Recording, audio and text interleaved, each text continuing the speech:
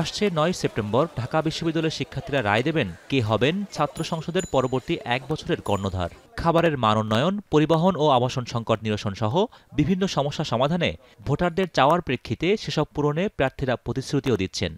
যে ধরনের রাজনৈতিক সংস্কার এবং যে ধরনের একাডেমিক সংস্কারের মধ্যে দিয়ে যাওয়ার কথা, সেই সংস্কারের কথাই আমরা আমাদের প্যানেলের মধ্য দিয়ে তুলে আনবো। পুষ্টিসম্মত খাবারের সমস্যা, ভর্তুকি দিয়ে হলেও তাদের জন্য পুষ্টিসম্মত খাবারের ব্যবস্থা করা হয়। বাংলাদেশের শিক্ষা ব্যবস্থাকে যে ধ্বংস করে দেওয়ার যে একটা ধ্যান ধারণা, এখান থেকে নিঃসন্দেহে আমরা বেরিয়ে আসবো। জুলাই বিপ্লবের যে রিফ্লেকশন, সেটা আমাদের প্যানেলের মধ্যে আমরা নিয়ে আসার চেষ্টা করেছি।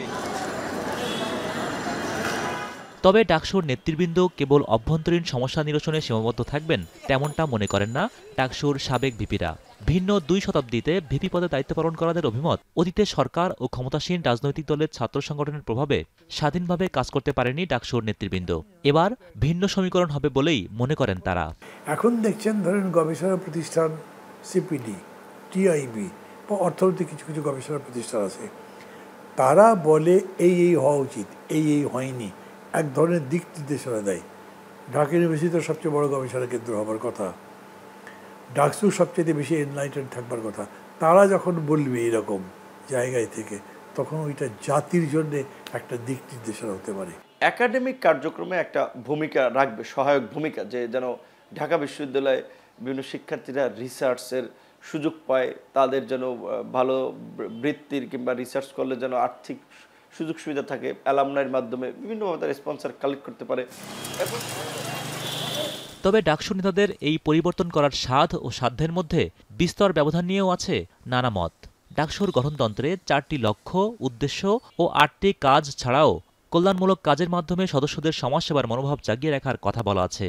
এর মধ্যে আছে কমন রুম ব্যবস্থাপনা, সামাজিক সমাবেশ, বক্তৃতা, বিতর্ক ও অভ্যন্তরীণ ক্রীড়া প্রতিযোগিতার আয়োজন, বছরে অন্তত একবার জার্নাল প্রকাশ, শিক্ষা সম্মেলনে প্রতিনিধি পাঠানো আর পত্রিকা সরবরাহের মতো কাজ।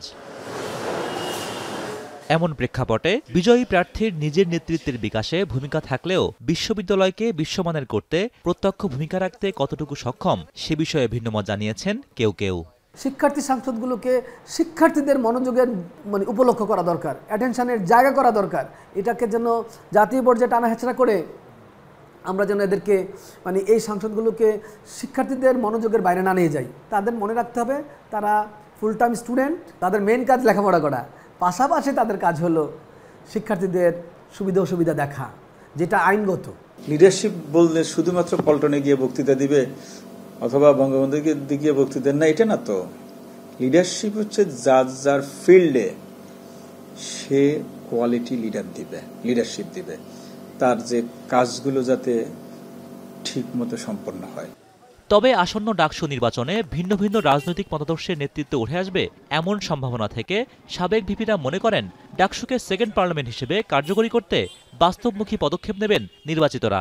এই অসীম সাহসিকতা নিয়ে ছাত্ররা লড়াইটা করেছিল, জনগণও ছিল তার সঙ্গে। ডাকসু সেই সাহস ধারণ করবে। নিয়মিত নির্বাচন আয়োজন করলে ডাকসু আরও কার্যকরী হবে, ফিরে আসবে সুস্থ রাজনৈতিক ধারা, এমনটাই প্রত্যাশা সাবেক ছাত্র নেতৃবৃন্দের। হোসেন জাহিদ, এখন, ঢাকা। সানবিট সব দিবে সামাল। সানবিট ম্যাজিক প্রেস, ডিশওয়াশিং এর মাথা ঘোরানো সলিউশন।